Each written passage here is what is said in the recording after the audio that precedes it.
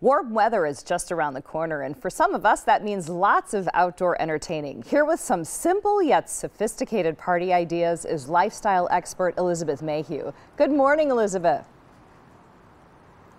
Good morning. Thanks so much for having me. It's a pleasure, and it's such a great time to start thinking about it being nice outside. It looks like it's pretty nice where you are.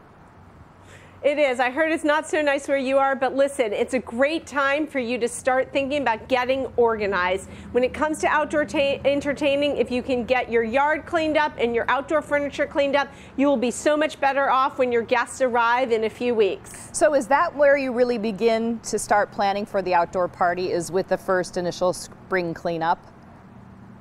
Absolutely. You have to make sure everything's in good condition, and then you can focus on those little things that make your party more festive. So some of those things that are fun that you can think of afterwards: outdoor lighting. Outdoor lighting gives an ambiance. It makes it so much prettier, because a lot of people think that the sun's going to stay out, but it doesn't. It can get dark very quickly. So have lots of candles, lots of lanterns. I love those LED lanterns. So pick those things up now, and you'll be ahead of the game. When it comes to centerpieces and outdoor entertaining, I say don't do the fresh flowers. Don't make a lot of effort. Something like a bowl of fruit adds color. It's inexpensive. You can get it at the grocery store, and chances are your guests are going to eat it.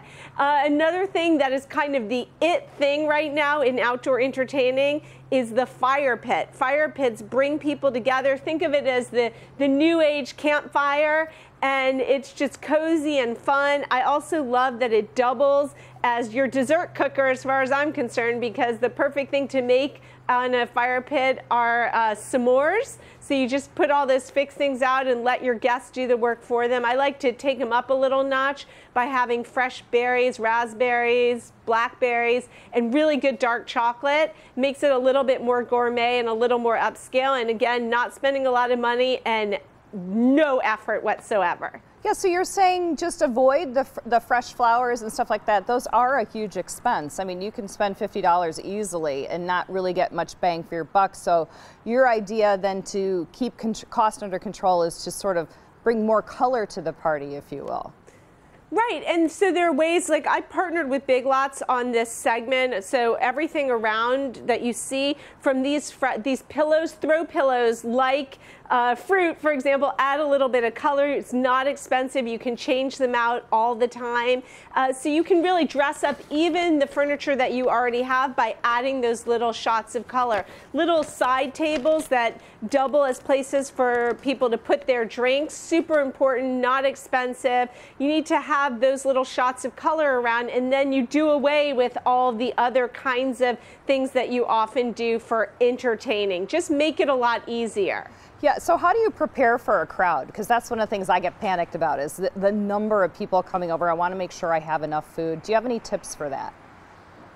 Well, first of all, you have to have enough seating, so make sure that you have places for everyone to sit, everyone to put their drink. You need enough plates and enough. All that melamine plates and glasses can make entertaining in the summertime really easy, so just make sure you have an accurate count. When it comes to food, I say keep it simple. Fork food, things like hamburger and hot dogs, easy to count, easy to know how many to have. Just really, it's not about being fancy. It's about spending time with friends and family and having a good time. And so take the pressure off. Yeah, take the pressure off, and it's about making the effort to begin with, right?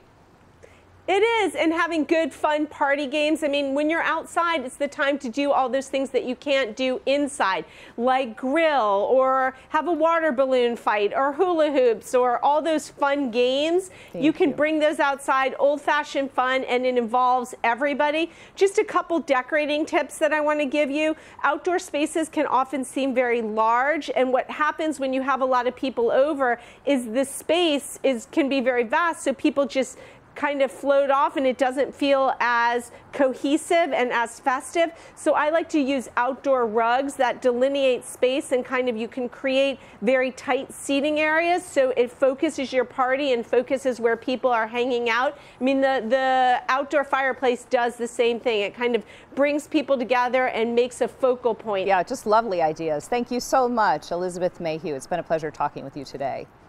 Thank you. And you can go to biglots.com for all your party needs or check out one of their stores. Thank you so much. Now let's head over to Molly.